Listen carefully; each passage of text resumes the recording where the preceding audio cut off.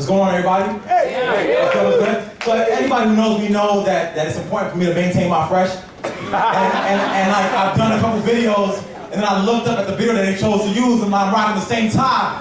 Just to be clear, I don't rock the same tie on a regular basis. It's a coincidental situation, they caught me out there like that, right?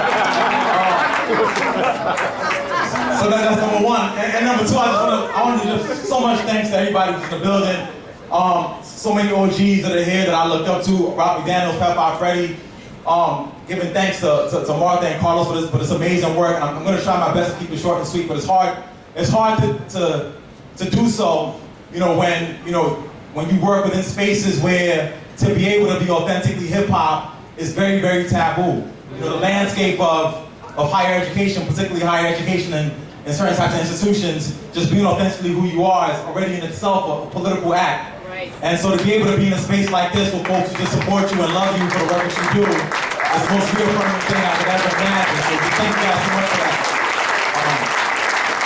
I want to show love to whatever accolades I receive for this work. I may have thought up a little bit of the idea, but the work is, I've been jacking ideas and styles from every single person in this room. The Bronx to Berlin project, the hip-hop therapy work, the video music, like my work is an amalgamation of the work of all these other people. So it's in no way is it innovation, it's just me just doing the work that we've been doing. And I want to first acknowledge that. I want to acknowledge my beautiful wife, who's in the building with me. And then most importantly, my squad and my team. Emdin who I taught in the 9th grade, who's a knucklehead, who's giving me a hard time, and who's now my doctoral student at Columbia University.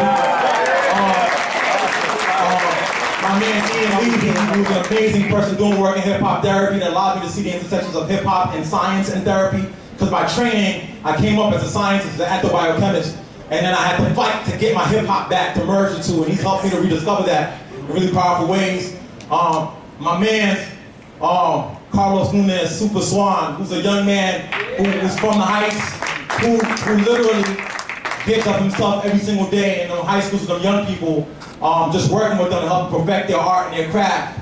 And then most importantly and lastly, I want everybody to understand this, the reason why I do the work in science is because I'm a scientist, yes, but I want us to understand that the nature of science, how science is positioned in society is that it's always for the best and the brightest. So automatically you're perceived as not being able to be part of the best and brightest, so we are barred from disciplines like science. When we talk about science, technology, engineering, and mathematics, people think about hip-hop and the arts and hip-hop and poetry, and they like us to think of ourselves as only interacting in that domain. I choose science because hip-hop is inherently scientific. That's right. If you look at Albert Einstein, Niels Bohr, Cooley, Darwin, you look at the skill sets of the most prolific and brilliant and celebrated scientists of our time, and we look at their identity and what makes them who they are, and we look at what population across the globe has the same skill set of the most brilliant scientists of our time, we find them amongst hip-hop and hip-hop artists. And the only reason that we're not perceived as scientists and the best and brightest is because we've been told that it's not for us because we're barred from where we can have the power. So my work in science is not just because I want folks to be scientists like me, it's for us to be able to reclaim our ability to enter into domains that we've been barred from historically. And when we're able to do that, and feel ourselves as scientists, we see the world differently. So thank you so much for the love.